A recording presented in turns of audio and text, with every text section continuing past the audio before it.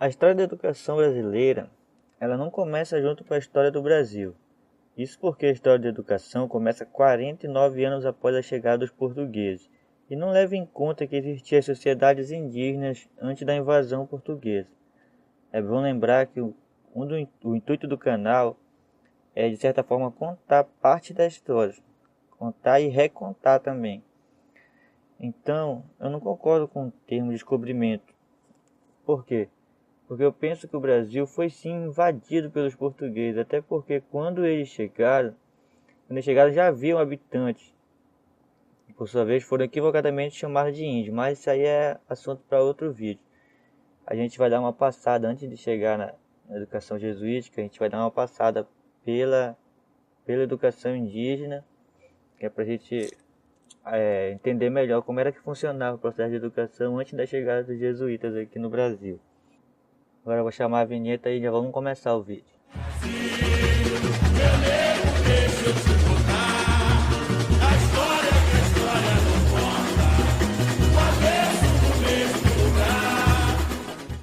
Bom, galera, para a gente estudar bem bacana a história da educação brasileira, eu vou dividir ela em alguns vídeos, porque para não ficar vídeo muito longo, se fazer um vídeo aqui em 1 hora, mais de meia hora vídeo de 10, 15 minutos a pessoa não assiste, imagina de meia hora, 1 hora. Nesse primeiro vídeo aqui, a gente vai ver logo a educação colonial, que vai até a independência do Brasil. Vamos passar pela educação indígena, depois vamos ver como foi a chegada dos jesuítas, como era organizada a educação jesuíta e como foi que eles foram expulsos daqui do Brasil. Por quê que eles foram expulsos também? E ainda dentro do período colonial nós temos duas grandes reformas, como a reforma pombalina e a reforma joanina. É bom lembrar que estamos falando de grandes reformas e não de reformas que foram significativas para a educação. A educação indígena que acontecia no Brasil antes da chegada dos colonizadores, assim como a de outros povos, pouco ou nada foi contado.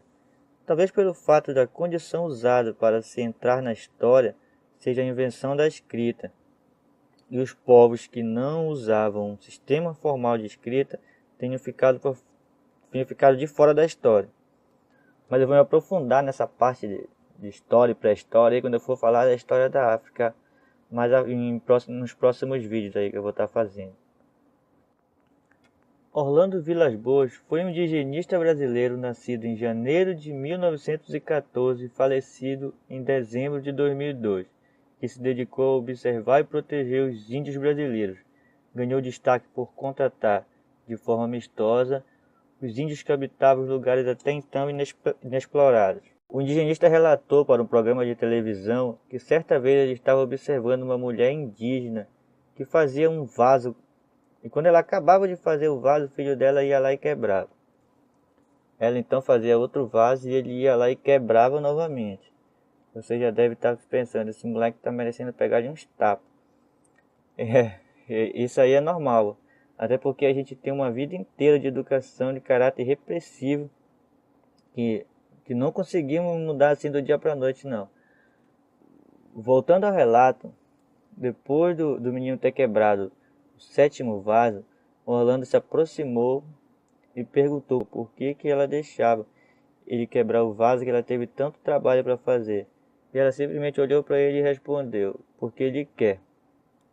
A educação que se praticava entre as populações indígenas, ela não tinha aquelas marcas repressivas do modelo educacional europeu, que chegou aqui em 1549.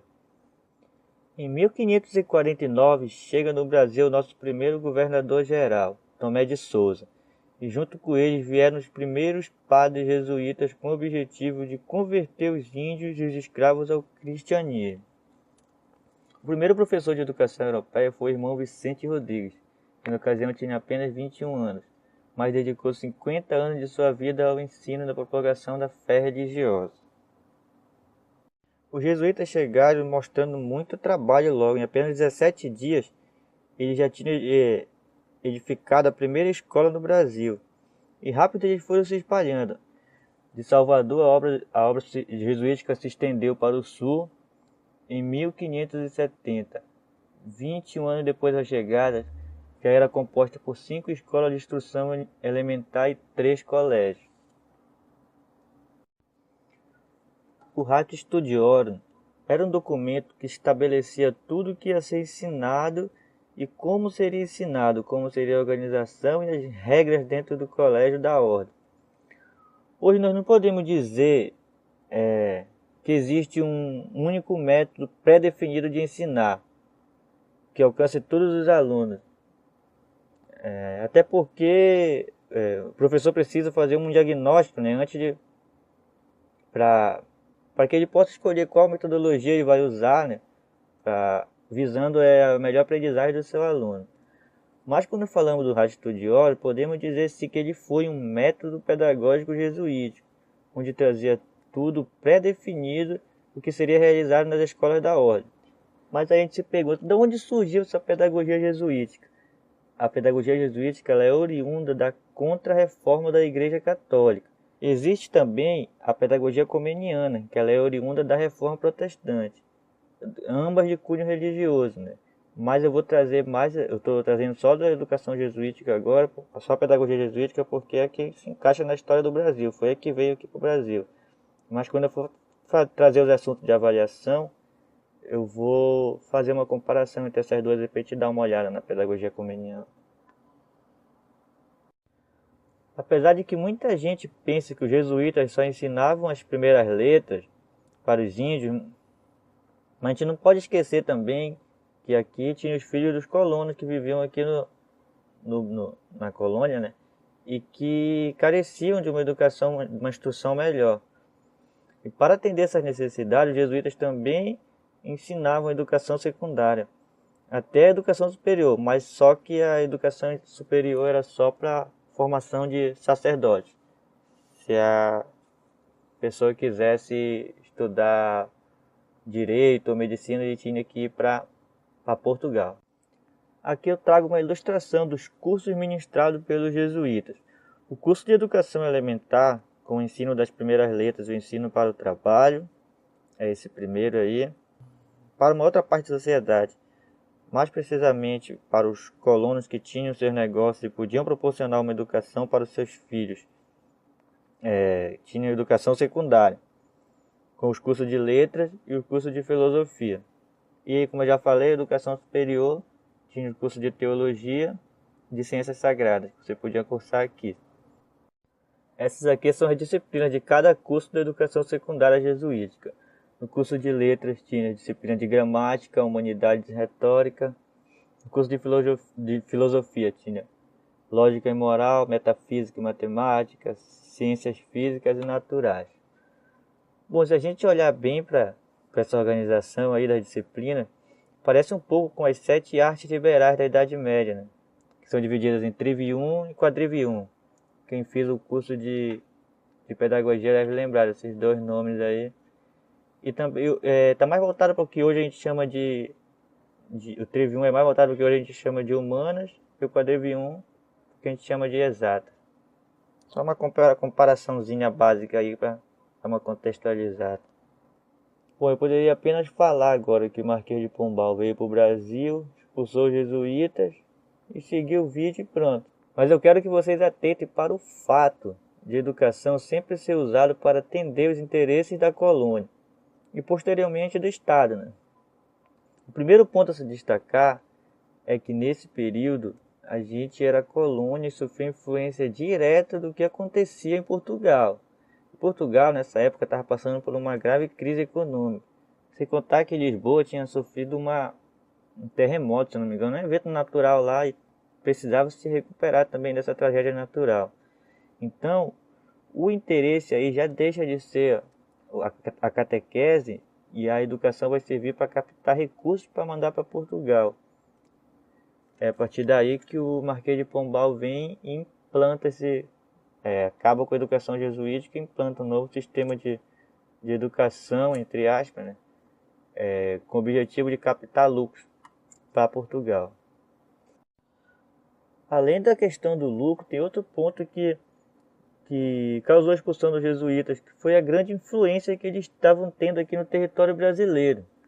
Olha, no momento da expulsão, os jesuítas tinham 25 residências, 36 missões e 17 colégios e seminários, além de seminários menores e de escolas de primeiras letras instaladas em todas as cidades onde haviam as casas da Companhia de Jesus.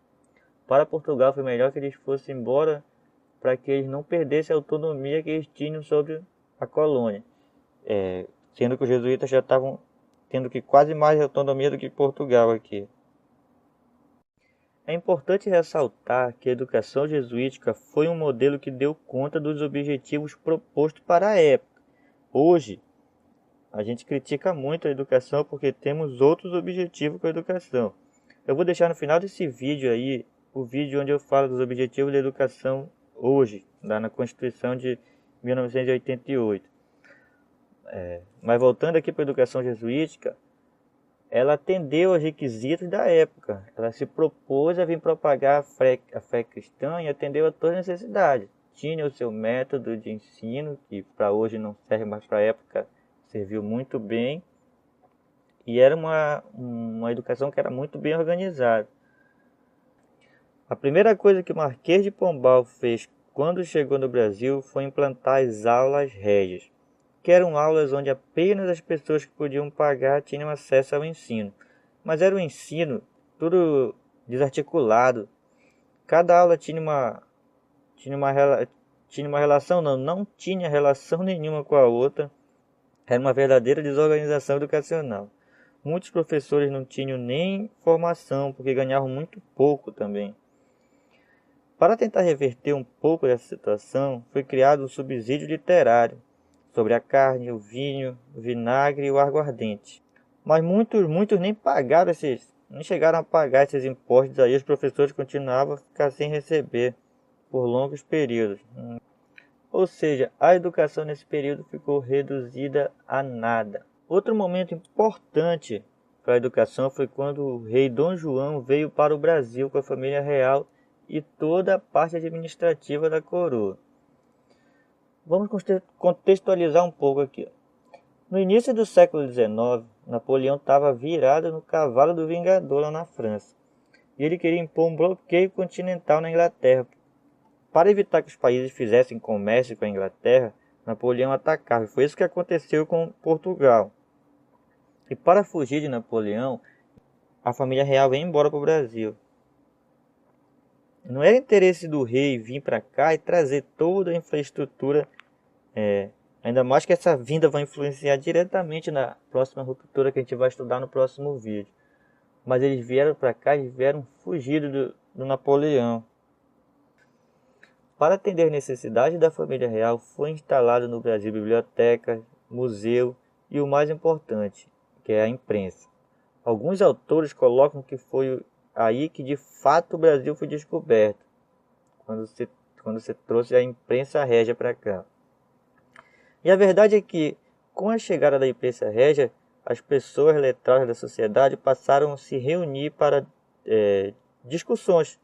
E foram essas discussões que levaram ao movimento de independência do Brasil, que é o próximo período que a gente vai ver. Mas esse período aqui do Joanino, apesar de ter tudo isso, foi de forma indireta, que não era um objetivo deles virem para cá, eles vieram fugir, trouxeram essa infraestrutura que era para atender as suas necessidades, não para desenvolver o Brasil aqui. Então, galera, valeu aí, pessoal. Não esqueça de se inscrever aí no canal. Logo, logo já vou postar o vídeo sobre a educação imperial. Compartilhe esse vídeo com quem vai fazer concurso público.